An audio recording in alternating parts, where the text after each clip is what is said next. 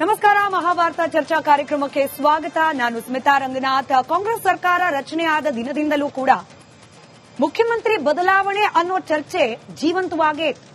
ಒಪ್ಪಂದ ಆಗಿದೆಯಂತೆ, ಎರಡೂವರೆ ವರ್ಷ ಅಂತೆ, 50-50 ಅಂತೆ.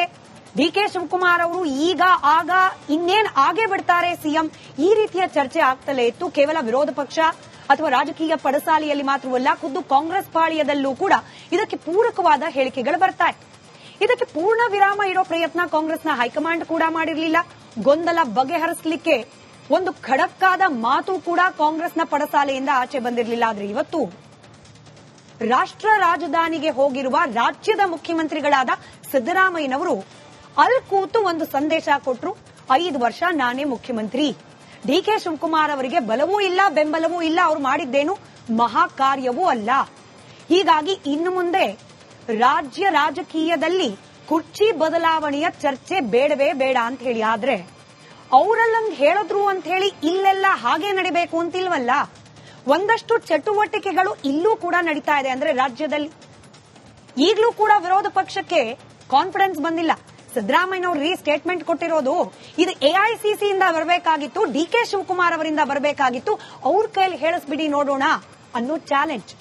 ಅಲ್ಲಿಗೆ ಇವತ್ತು ಈ ಕುರ್ಚಿ ಬದಲಾವಣೆ ವಿಚಾರಕ್ಕೆ ಬಿದ್ದಿದ್ದು ಪೂರ್ಣ ವಿರಾಮವ, ಫುಲ್ ಸ್ಟಾಪ, ಅಥವಾ ಮತ್ತಷ್ಟು ಇಂಧನ ಸಿಗ್ತಾ ಈ ಚರ್ಚೆಗೆ? ಮತ್ತೊಂದು ಬಣಕ್ಕೆ ಸಿದ್ದರಾಮಯ್ಯನವರ ಈ ಖಡಕ್ ಕೌಂಟರ್ ಕುರ್ಚಿಯನ್ನ ಮತ್ತಷ್ಟು ಬೇಗ ಹತ್ತಬೇಕು ಅಂತ ಹೇಳಿ ಉತ್ತೇಜನ ನೀಡೋ ರೀತಿಯಲ್ಲಿ ಏನಾದ್ರೂ ಮಾಡ್ಬಿಡುತ್ತಾ? ಚರ್ಚೆ ಮಾಡೋಣ. ಚರ್ಚೆ ಪ್ರಾರಂಭಕ್ಕೆ ಮುಂಚೆ ಈ ಕ್ಷಣದ ಬ್ರೇಕಿಂಗ್ ಅಪ್ಡೇಟ್. ಇದೇ ಚರ್ಚೆಗೆ ಸಂಬಂಧಪಟ್ಟ ವಿಚಾರಕ್ಕೆ ಬ್ರೇಕಿಂಗ್ ಅಪ್ಡೇಟ್ ಅನ್ನ ಗಮನಿಸೋಣ. ಕುರ್ಚಿ ಗೊಂದಲಕ್ಕೆ ಸಿದ್ದು ಖಡಕ್ ಕೌಂಟರ್ ಕೊಟ್ಟರು. ಪೂರ್ಣಾವಧಿ ಮುಖ್ಯಮಂತ್ರಿ ನಾನೇ, ಅಷ್ಟು ಮಾತ್ರ ಅಲ್ಲ ರೀ, 2028ರ ಚುನಾವಣೆ ಕೂಡ ನನ್ನದೇ ಉಸ್ತುವಾರಿಯಲ್ಲಿ ನಡೆಯುತ್ತೆ, ನಾನೇ ಫೈನಲ್, ಕುರ್ಚಿಯನ್ನ ಬಿಟ್ಕೊಡೋ ಮಾತೇ ಇಲ್ಲ ಅಂತ ಹೇಳಿ ದೆಹಲಿಯಿಂದಲೇ ಸಂದೇಶ ಕೊಟ್ಟರು ಸಿದ್ದರಾಮಯ್ಯನವರು.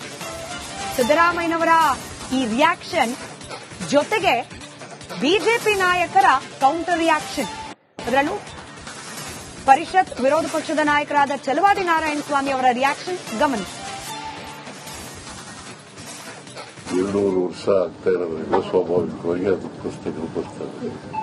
ಇಟ್ ಡಸಂಟ್ ಮೀನ್ ಆ ತರ ಒಪ್ಪಂದ ಆಗಿದೆ ಅಂತ ಅಲ್ವಾ? ಮತ್ತೆ ಹಂಗಿದ್ರೆ ನಾನು ಮೊನ್ನೆ ಹೇಳಿದೆ ನಾನು 5 ವರ್ಷ ಪೂರ ನಾನೇ ಇರ್ತೀನಿ ಅಂತ.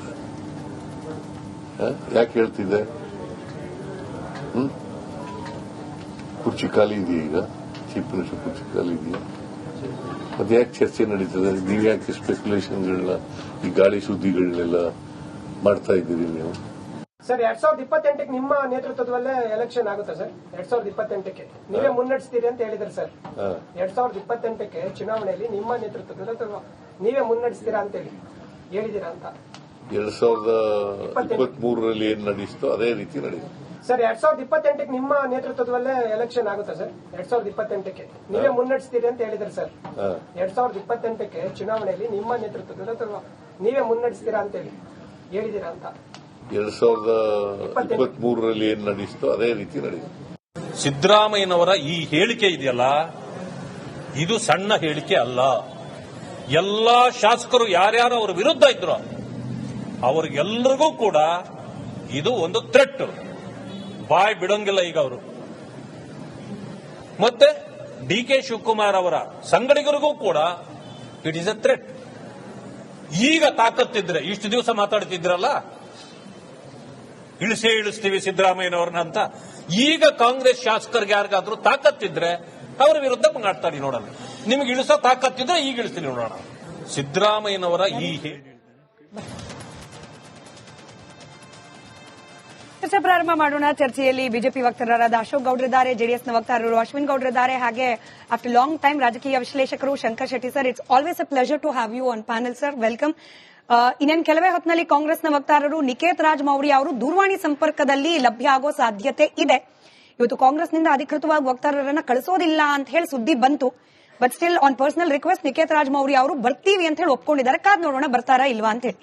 ನಾನು ಒಂದು ಬ್ಯಾಲೆನ್ಸ್ಡ್ ಒಪಿನಿಯನ್ ಇಂದಾನೆ ಚರ್ಚೆ ಪ್ರಾರಂಭ ಮಾಡೋಣ ಅಂತ ಹೇಳಿ, ಹಾಗಾಗಿ ಬಿಜೆಪಿ ಜೆಡಿಎಸ್ ವಕ್ತಾರರ ಪರ್ಮಿಷನ್ ಜೊತೆಗೆ ನಾನು ಶಂಕರ್ ಶೆಟ್ಟಿ ಸರ್ ಇಂದ ಚರ್ಚೆ ಪ್ರಾರಂಭ ಮಾಡ್ತೀನಿ. ಶಂಕರ್ ಶೆಟ್ಟಿ ಸರ್, ಪೂರ್ಣ ವಿರಾಮನ ಇದು ಫುಲ್ ಸ್ಟಾಪ್. ಇನ್ಮೇಲಿಂದ ಕಾಂಗ್ರೆಸ್ ಪಾಳ್ಯದಲ್ಲಾಗ್ಲಿ ಅಥವಾ ರಾಜಕೀಯದಲ್ಲಾಗ್ಲಿ, ರಾಜ್ಯ ರಾಜಕೀಯದಲ್ಲಾಗ್ಲಿ ಕುರ್ಚಿ ಬದಲಾವಣೆ ಚರ್ಚೆ ನಿಂತು ಹೋಗುತ್ತಾ? ಬಹುಶಃ ಇದು ಪೂರ್ಣ ವಿರಾಮ ಆಗಬೇಕು ನನ್ನ ಅಭಿಪ್ರಾಯ. ಯಾಕಂದ್ರೆ ಮೊನ್ನೊಂದು 4-5 ದಿನ ಮೊದಲು ಅವರು ಇಲ್ಲಿ ಸ್ಟೇಟಲ್ಲಿ ಒಂದು ಬೆಂಗಳೂರಲ್ಲಿ ಸ್ಟೇಟ್ಮೆಂಟ್ ಕೊಟ್ಟರು, ಎಲ್ಲಿ ಅವರು ಪ್ರೆಸ್ ಹತ್ರನೇ ನಂದು 5 ವರ್ಷ ನಾನೇ ಸಿಎಂ ಅಂತ. ಸೊ ಬೆಂಗಳೂರಲ್ಲಿ ಒಂದು ಸಂದೇಶ ಕಳಿಸಿದ್ದಾರೆ ಹೈಕಮಾಂಡಿಗೂ, ಮತ್ತೆ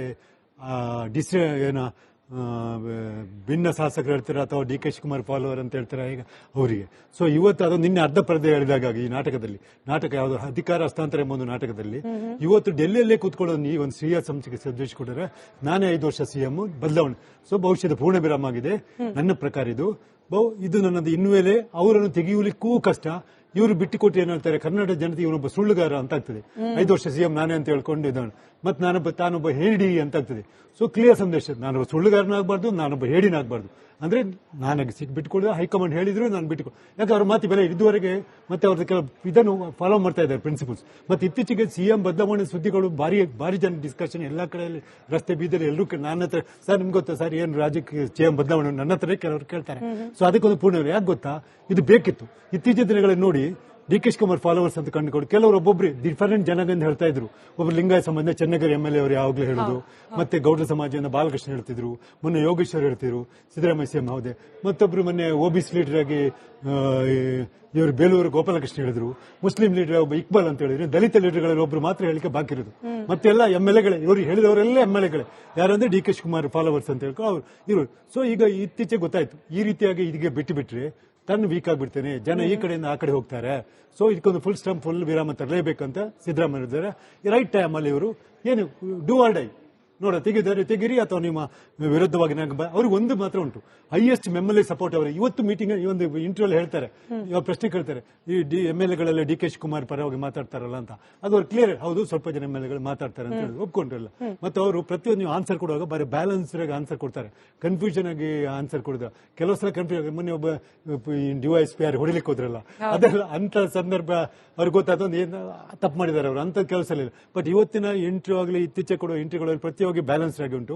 ಸೊ ಇದೊಂದು ಹೈಕಮಾಂಡಿಗೂ ಸಂದೇಶ, ನನ್ನನ್ನು ಟಚ್ ಮಾಡಬೇಡಿ ಅಂತ. ಟಚ್ ಮಾಡಿದ್ರೆ ಕಷ್ಟ ಅಂತ. ಮತ್ತೆ ಇತ್ತೀಚೆಗೆ ದಿನಗಳಲ್ಲಿ ನೀವು ನೋಡಿ, ಇವರು ಸಿಎಂ ಇರುಗಳು 3 ಜನ, ಒಂದು ಹಿಮಾಚಲ ಪ್ರದೇಶ ಮತ್ತು ನಾನು, ಅವರಿಬ್ರು ಅಪ್ಪರ್ ಕಾಸ್ಟ್ನವರು. ಒಬ್ಬ OBC ಲೀಡರ್ ಅಂತ ಕಾಣಿಸಿಕೊಂಡವರು ಇವರು ಸಿದ್ದರಾಮಯ್ಯ ಮಾತ್ರ. ಮೋರವರಿಗೆ ಆಗಸ್ಟ್ ಅಲ್ಲಿ ದೊಡ್ಡ ಅವ್ರ ಸಮ್ಮೇಳನ ನಡೀತದೆ, ಅದು OBC ಸಮ್ಮೇಳನ ಡೆಲ್ಲಿಯಲ್ಲೆಲ್ಲ ಪ್ಲಾನ್ ಮಾಡಿದ್ದಾರೆ. ಸೊ ಇಲ್ಲಿ ಅದಕ್ಕೆಲ್ಲ ಕನ್ವೆ ಮಾಡ್ಲಿಕ್ಕೆ ಅದನ್ನು ಅರೇಂಜ್ ಹೇಗೆ ಮಾಡುದು ಅಂತ ಹೇಳ್ಕೊಂಡು ಇವರ ಕನ್ವೀನರ್ಶಿಪ್ ಅಥವಾ ಲೀಡರ್ಶಿಪ್ ಅಂತ ಮತ್ತೆ ಇವರನ್ನೇ ಅಪಾಯಿಂಟ್ ಮಾಡಿದ್ದಾರೆ OBCಗೆ. ಈ ಟೈಮಲ್ಲಿ ಹೊತ್ತಿಗೆ ನಮ್ಗೆ ಆ ದಿನ ಆಯಿತು OBCಗೆ ಇವರನ್ನ ಅಡ್ವೈಸರಿ ಕಮಿಟಿ ಚೇರ್ಮನ್ ಮಾಡಿ. ಸೊ ನಮ್ಗೆ ಒಂದು ದೊಡ್ಡ ಭವಿಷ್ಯದ ಡೆಲ್ಲಿ ಕಳಿಸೋ ಪ್ಲಾನ್ ಬಿಜೆಪಿಯಲ್ಲಿ ಆಗಿತ್ತು. ಯಾವಾಗ ಅದ್ವಾನಿ ಮುರಳಿ ಮನೋಹರ್ ಜೋಶಿ ಅವರೆಲ್ಲ ಥ್ರೆಟ್ ಅಂತ ಮೋದಿಗೆ ಬಂತ, ಅವ್ರು ಇಮಿಡಿಯೇಟ್ಲಿ ಅಡ್ವೈಸರಿ ಕಮಿಟಿ ಮೆಂಬರ್ ಮಾಡಿಬಿಟ್ರು. ಸೊ ಅವರು ಅಡ್ವೈಸರಿ ಕಮಿಟಿ ಮಾತ್ರ, ಹೆಸರು ಮಾತ್ರ. ನಂತರ ಅವರು ಯಾವ್ದು ಮಾತು ಇಲ್ಲ, ಯಾವುದಕ್ಕೆ ಇಲ್ಲ, ಅವರು ಕೋರ್ ಕಮಿಟಿಯಲ್ಲಿ ಇಲ್ಲ, ಯಾವ ಡಿಸಿಷನ್ ಇಲ್ಲ. ಅದು ನಾಮಕೆ ವಾಸ್ತೆ ಅಡ್ವೈಸರಿ ಕಮಿಟಿ ಅಂತ ಮಾಡೋದು ನಾಮಕೆ ವಾಸ್ತೆ. ಇದು ಬಹುಶಃ ನಾಳೆ ಡೆಲ್ಲಿ ಸಮಾಜಕ್ಕೆ ಆಗುವ ಒಂದು ಇದನ್ನೆಲ್ಲ ಮಾಡ್ಕೊಂಡು ಮಾಡಿರ್ಬೋದು. ಸರಿ, ನಾನು ಬಿಜೆಪಿ ವಕ್ತಾರರು ಕೇಳೋಕ್ ಮುಂಚೆ ಒಂದು quick reaction sir, may be in 10 seconds. ನಾವು ಪತ್ರಕರ್ತರು ಈ ಟೈಮಿಂಗ್ ಅನ್ನು ಬಹಳ ಸಸ್ಪೆಕ್ಟ್ ಮಾಡ್ತೀವಿ. ಅಂದ್ರೆ ಇಷ್ಟು ದಿನಗಳ ಕಾಲ ಗೊಂದಲ ಇತ್ತು, ಆಗೊಂದು ಈಗೊಂದು ಹೇಳಿಕೆಗಳನ್ನ ಕೊಡ್ತಿದ್ರು. ಆದ್ರೆ ಇಷ್ಟು ಖಡಕ್ ಆಗಿ ಸಿದ್ದರಾಮಯ್ಯನವರು ನಾನೇ ಸಿಎಂ ಅಂತ ಹೇಳಿ ದೆಹಲಿಯಲ್ಲಿ ಕುತ್ಕೊಂಡು ಮಾತನಾಡಕ್ಕೆ ಇಷ್ಟು ಸಮಯ ಯಾಕೆ ಹಿಡಿತು, ಈಗಲೇ ಯಾಕೆ ಹೇಳಿದ್ರು ಅಂತ ಅವರು ಈ ರೈಟ್ ಟೈಮ್ ಅನ್ನು ಕಾಯ್ತಾ ಇದ್ರು. ಆ ಡಿಸ್ಕಷನ್ ಟಾಪಿಕ್ ಬರಬೇಕು, ಅರ್ಥ ಆಯ್ತಲ್ಲ. ಮೋರವರ್ ಒಂದು 2 ವರ್ಷ ಕಂಪ್ಲೀಟ್ ಆಗಬೇಕು. ಮತ್ತೆ ಅವ್ರು ಮೋಸ್ಟ್ಲಿ ಅವ್ರ ಇಂಟರ್ನಲ್ಲೇ ಅವ್ರಿಗೆ ಸರಿಯಾಗಿ ಸಪೋರ್ಟ್ ಸಿಗದೆ ಇರ್ಬೋದು, ಅದು ಇರ್ಬೋದು. ಏನಪ್ಪ ಇವ್ರು ಸಿಎಂ ಸುಮ್ಮನಿದ್ದಾರೆ, ಯಾಕಂದ್ರೆ MLAಗಳು ಶಿಫ್ಟ್ ಆಗೋ ಚಾನ್ಸ್ ಇರ್ತದೆ, MLAಗಳು ಮಿಸ್. ಮತ್ತೆ ಇವನು ಬ್ಯೂರೋಕ್ರಸಿ ಕೆಲಸ ಕೇಳುದಿಲ್ಲ ಮಾತುಗಳು, ಬ್ಯೂರೋಕ್ರಸಿ IAS ಕಡೆಯವರು ಕೂಡ ಇವ್ರು ನಾಳೆ ಹೇಗೂ ಸಿಎಂ ಹೋಗ್ತಾರಲ್ಲ ಅಂತ. ಸೊ ಇದು ಕೆಟಕ್ ವಾರ್ನಿಂಗ್ ಪ್ರತಿಯೊಬ್ಬರಿಗೂ, ಸಿಎಂ ಬ್ಯೂರೋಕ್ರಸಿಗೂ ಪಕ್ಷದವರಿಗೂ. ನಾವೆಲ್ಲ ಪ್ರಜೆಗಳು, ಅವರು ದೊರೆ, ನಾವು ಪ್ರಜೆಗಳಾಗ್ತೇವೆ. ಇದರಲ್ಲಿ ಇದು ಪ್ರಜಾಪ್ರಭುತ್ವದಲ್ಲಿ ಇಲ್ಲ ದೊರೆ ಪ್ರಜೆಗಳಂತ ಹೇಳಿ. ಬಟ್ ಅವ್ರು ಒಬ್ಬ ಸಿಎಂ ಬೇಕಿತ್ತು. ಎಲ್ಲರೂ ಜನಗಳು ಆಕಾಂಕ್ಷೆ ಮಾಡೋದು, ರಾಜ್ಯ ಸರ್ಕಾರನೂ ಅಪೇಕ್ಷೆ ಮಾಡೋದು 5 ವರ್ಷ ಸಿಎಂ, ನಾವು ಪ್ರಜೆಗಳು ಅಪೇಕ್ಷೆ ಮಾಡೋದು 5 ವರ್ಷ ಸಿಎಂ ಅನ್ನೇ. ಮತ್ತೆ ಕೆಲವೊಂದು ಗಂಡಾಂತರ ಅನುಭವಿಸ್ತಾರೆ ಪ್ರತಿಯೊಂದು ಪಕ್ಷ ಅವರು. ಕಾಂಗ್ರೆಸ್ ಅವರು ಅನುಭವಿಸ್ತಾರೆ, ಬಿಜೆಪಿ ಅವರು. ಯಾವಾಗ ಲೀಡರ್ಶಿಪ್ ಚೇಂಜ್ ಆಗ್ತದ ಅವ್ರು ನೆಕ್ಸ್ಟ್ ಇಲೆಕ್ಷನ್ ಅಟ್ಟರ್ ಡಿಫೀಟ್ ಆಗಿದ್ದಾರೆ. ಇಲ್ಲಿ ಜನತಾ ಪರಿವಾರ ನೋಡ್ಕೊಂಡು ಬನ್ನಿ ನೀವು. ರಾಮಕೃಷ್ಣ ಅವರು ತೆಗೆದು JH ಪಟೇಲ್ ಬಂದಾಗ ಅಟ್ಟರ್ ಫೇಲ್ಯೂರ್ ಆದ್ರು. ಕಾಂಗ್ರೆಸ್ನವರು 2 ಜನ, ಇವರ ವೀರಣ್ಣ ಪಾಟೀಲ್ ಅನ್ನು ತೆಗೆದು ಬಂಗಾರಪ್ಪ ಮತ್ತು ಮೊಯ್ಲಿಯನ್ ಬಂದಾಗ ಲೋವೆಸ್ಟ್ 39 ಬಂದಿದ್ರು. 185 ಇದ್ದ ಸೀಟನ್ನು 39 ಬಂದಿದ್ರು. ಇವರು ಬಿಜೆಪಿ ಅವರು ನೋಡ್ಕೊಳ್ಳಿ 2 ಟೈಮ್ BS ಯಡಿಯೂರಪ್ಪ ಸದಾನಂದ ಗೌಡ್ರ ಮತ್ತು ಜಗದೀಶ್ ಶೆಟ್ಟರ್ ಮಾಡಿದ್ದಾರೆ. ಮಾಡಿದ್ರು, ಅಟ್ಟರ್ ಫೇಲಿಯರ್ ಪುನಃ ಬಸವರಾಜ ಬೊಮ್ಮಾಯಿ ಅಂತ. ಸೊ ಪಾಸ್ಟ್ ಎಕ್ಸ್ಪೀರಿಯನ್ಸ್ ನೋಡಿದ್ರೆ ಒಬ್ಬ ಸಿಎಂ ಮಾಡಿದಾಗ ವೋಟರ್ಸ್ ಈ ಬದಲಾವಣೆಯನ್ನು ಒಪ್ಕೊಳ್ಳೋದಿಲ್ಲ.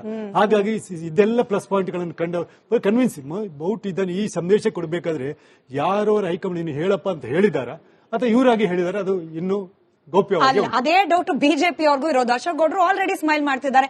ಬಿಜೆಪಿ